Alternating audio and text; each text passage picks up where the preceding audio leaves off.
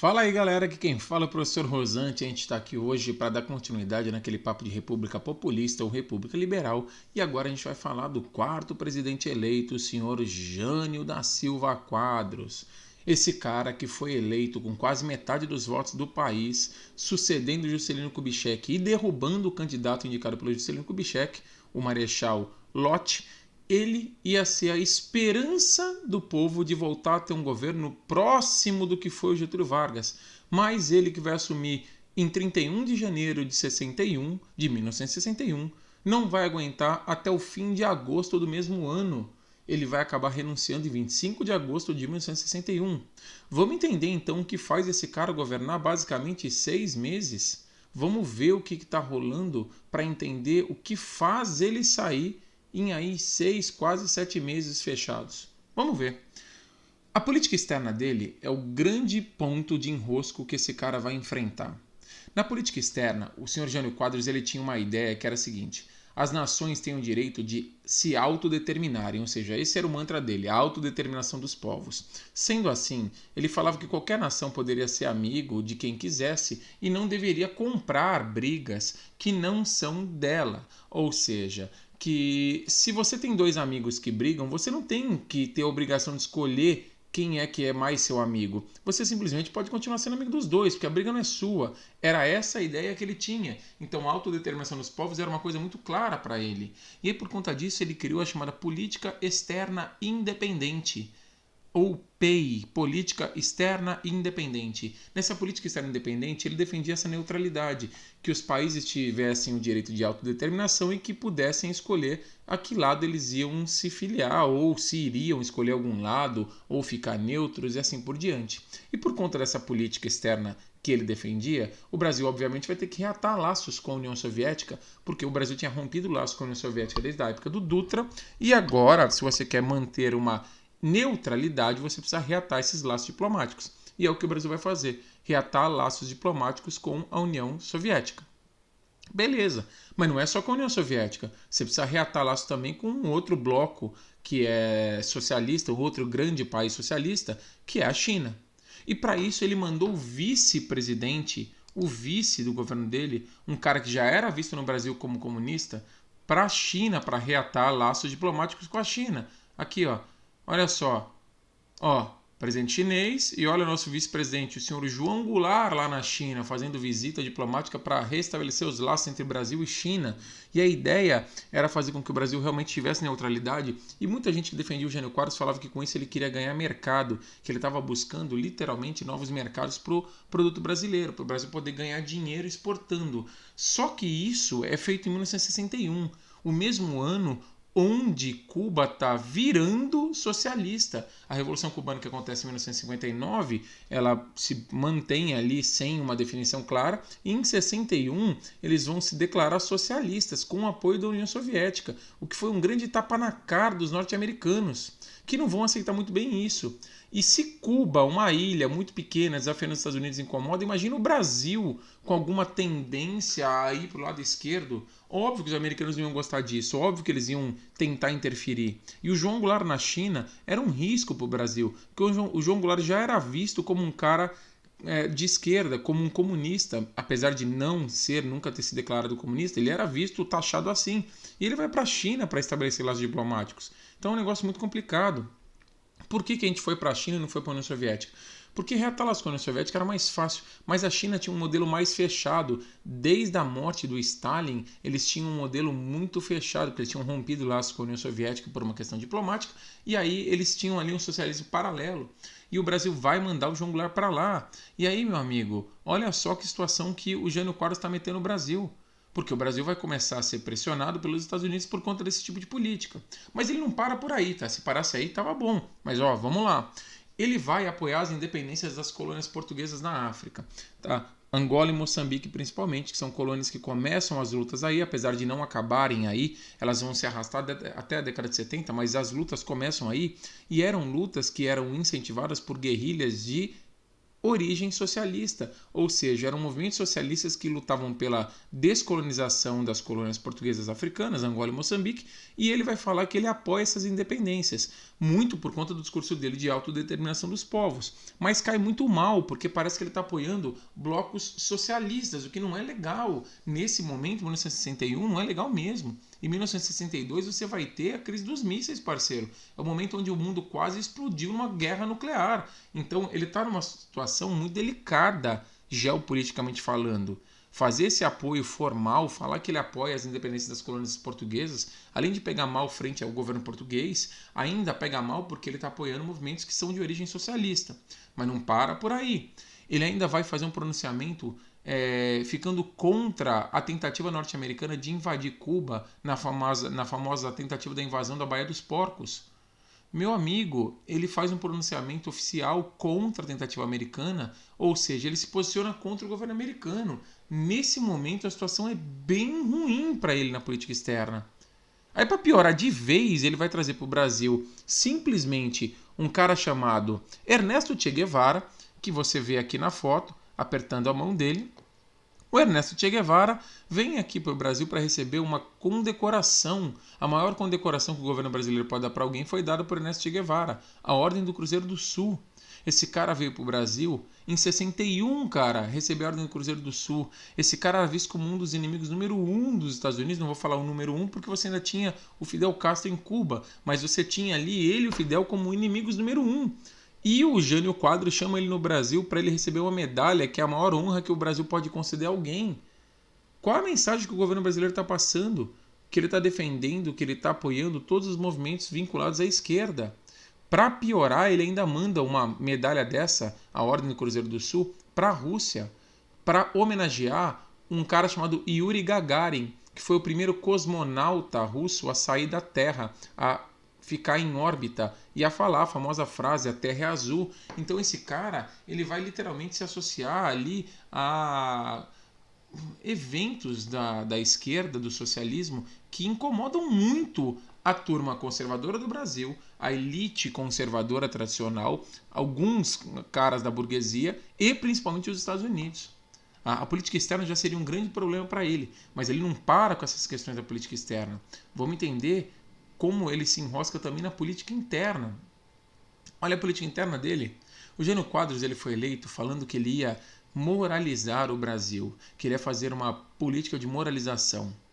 E aí o símbolo dele era a vassoura, porque ele ia varrer a corrupção. O Juscelino, que terminou o mandato cheio de escândalo de desvio de verba, acusado de improbidade administrativa, de má gestão, de desviar a verba de Brasília, de ter um monte de amante, de não se preocupar com o povo, ele vai falar, eu vou acabar com isso, eu vou moralizar a política brasileira, eu vou resolver isso. E aí o símbolo dele, olha ele aqui com uma vassoura piaçava, olha a cara de louco dele, segurando a vassoura piaçava aqui, eu vou varrer a corrupção. Ótimo. O símbolo dele era a vassoura piaçava, ele distribuía pins para as pessoas colocarem durante a campanha na roupa com o símbolo da vassoura piaçava. Ele tinha um slogan que tinha a ver com a vassoura e ele tinha um jingle que era grudento, que ficava cantando varre, varre, vassourinha. Era o jingle do Jânio Quadros, para fazer as pessoas gravarem que a vassoura ia varrer tudo que era imoral e corrupto do país, graças a esse cara. E aí ele foi eleito, né? Então você espera que ele vai fazer isso. Só que o problema é que moralização depende de quem tem o conceito moral A, B ou C. Será que o seu conceito de moralidade é o mesmo do Jânio Quadros? Será que a sua ideia de moralização é a mesma que a dele? E essa é a grande questão, porque a moral vai ser uma coisa relativa na hora de ser aplicada. E aí ele vai começar a tomar uma série de medidas impopulares que supostamente eram para moralizar o país. No fundo, muita gente, muito articulador político fala que ele fazia isso para disfarçar problemas maiores que o Brasil vivia e que não conseguia enfrentar, tomando então uma série de medidas impopulares para jogar meio que uma bomba de fumaça para cegar todo mundo, para todo mundo comentar coisas que eram pouco úteis, enquanto ele tentava fazer reformas maiores. Mas as medidas, se eram realmente só para chamar atenção ou eram sérias, eram muito ruins em relação à popularidade dele em relação ao povo. No vínculo dele com o povo, ele vai perdendo esse espaço. Por quê? Vai proibir corrida de cavalo nos dias de semana, alegando que o povo não podia gastar seu dinheiro nos dias de semana e que isso era uma forma de fazer com que o povo não perdesse dinheiro com apostas. Vai proibir as rinhas de galo. Aqui você tem uma ilustração, uma charge, ó, o Jânio Quadros sendo colocado para correr aqui, ó, pondo para correr um galão aqui, ó, nervoso vindo em cima dele e ele correndo. Aí você fala pro senhor, mas aí tá certo, né? Ele proibiu a rinha de galo. Rinha de galo é um negócio do mal. Põe os galos lá para se matar. Cara, não é que ele tá pensando nos animais, não. Ele vai desmontar o esquema de aposta, porque ele queria literalmente fazer com que as pessoas supostamente não fossem alvos de apostas sujas ou não corretas. E aí ele proíbe a rinha de galo, e não é que ele vai conservar os animais, porque depois que ele captura todos os animais que estavam nas rinhas, esses animais vão ser abatidos e vão ser servidos como comida para os presos no presídio. Então, meu amigo, não é que ele vai, não, o animal não pode sofrer. Ele matou os animais depois de proibir as rinhas e mandou servir nos presídios como um cânjamo. A questão era controlar as apostas, era acabar com essa circulação de dinheiro de forma ilegal, como o governo via. E aí ele vai proibir também o desfile de maiô nos concursos de beleza que tinham na TV. Só que isso era uma coisa muito popular na época. E o desfile de maiô também. Ele vai proibir isso, alegando que as crianças podiam assistir e que isso não era uma coisa muito moral. E aí ele proíbe isso. E aí você vai ter toda uma dor de cabeça por conta disso. Porque essa proibição faz com que você tenha um monte de gente muito irritada com ele. E aí a gota d'água foi quando ele proibiu o lança-perfume no carnaval. O famoso loló, que era muito tradicional no Brasil, tradicional mesmo, não era visto como droga. No carnaval era aceitável. Pessoas muito conservadoras usavam isso no carnaval porque era uma tradição. E ele proíbe. Quando ele faz isso, as pessoas começam a pensar, peraí, mano, peraí. Eu não posso curtir o carnaval, eu não posso ver desfile de Miss na TV, eu não posso apostar na rinha de galo, eu não posso ir no jockey. Esse cara tá preocupado com a minha vida, ele tem que governar o país, ele não tem que se preocupar com o que eu faço, com o meu dinheiro. Ele ficou muito, muito enroscado aí, mas muito enroscado mesmo.